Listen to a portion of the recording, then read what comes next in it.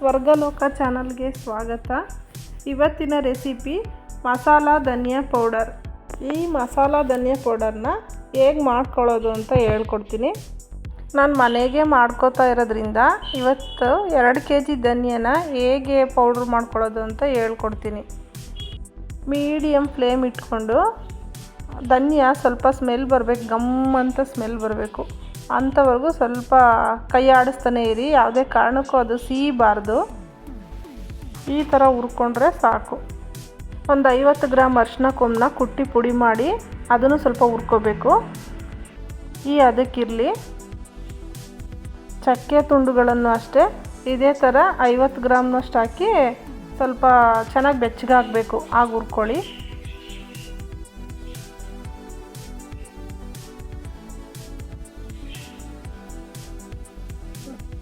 Next ಗಸಗಸೆನೂ ಸಹ 50 ಗ್ರಾಮ್ನಷ್ಟು ಹಾಕಿ ಸ್ವಲ್ಪ ಚಿಟಪಟ ಅನ್ನಬೇಕು. ಉರಿ ಫ್ಲೇಮಲ್ಲಿ ಜಾಸ್ತಿ ಫ್ಲೇಮ್ ಇರಬಾರ್ದು, ಕಡಿಮೆ ಫ್ಲೇಮಲ್ಲೇ ಹುರ್ಕೊಳ್ಳಿ, ಇಲ್ಲಾಂದರೆ ಸೀದ್ಬಿಡುತ್ತೆ.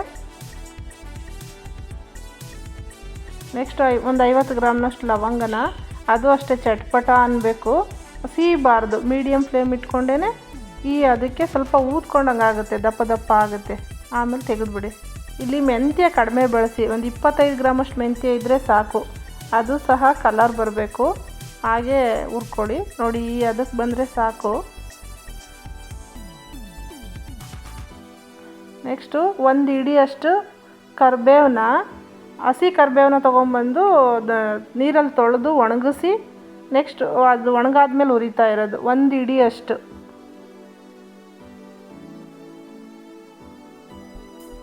ಇದು ಅಷ್ಟೇ, ಈಗ ಹುರ್ಕೊಂಡ್ರೆ ಸಾಕು. ಇವೆಲ್ಲ ಹುರಿದಾದ್ಮೇಲೆ ತಣ್ಣಗಾದ ನಂತರ ಮಿಲ್ ಮಾಡಿಸಿ. ಪೌಡ್ರು ಮಲ್ಟಿಪರ್ಪಸಾಗಿ ಕೆಲಸ ಮಾಡುತ್ತೆ. Veg or non veg, chops ಆಗಲಿ, ಬಿರಿಯಾನಿ ಆಗಿರಲಿ, ಮಸಾಲ ಸಾಂಬಾರು ಆಗಿರಲಿ, ಚಿಕನ್ ಸಾಂಬಾರು, ಮಟನ್ ಸಾಂಬಾರು, ವೆಜ್ ಪಲ್ಯಗಳು, veg biryani, veg pulao, mushroom biryani, ಇಷ್ಟು ಐಟಮ್ಗೆಲ್ಲ ಯೂಸ್ ಆಗುತ್ತೆ ಈ ಮಲ್ಟಿಪರ್ಪಸ್ ಧನಿಯಾ ಪೌಡರ್. ಈ ವಿಡಿಯೋ ಇಷ್ಟ ಆದರೆ ಲೈಕ್ ಮಾಡಿ, ಶೇರ್ ಮಾಡಿ, ಕಮೆಂಟ್ ಮಾಡಿ, ಸಬ್ಸ್ಕ್ರೈಬ್ ಮಾಡ್ಕೊಳ್ಳಿ.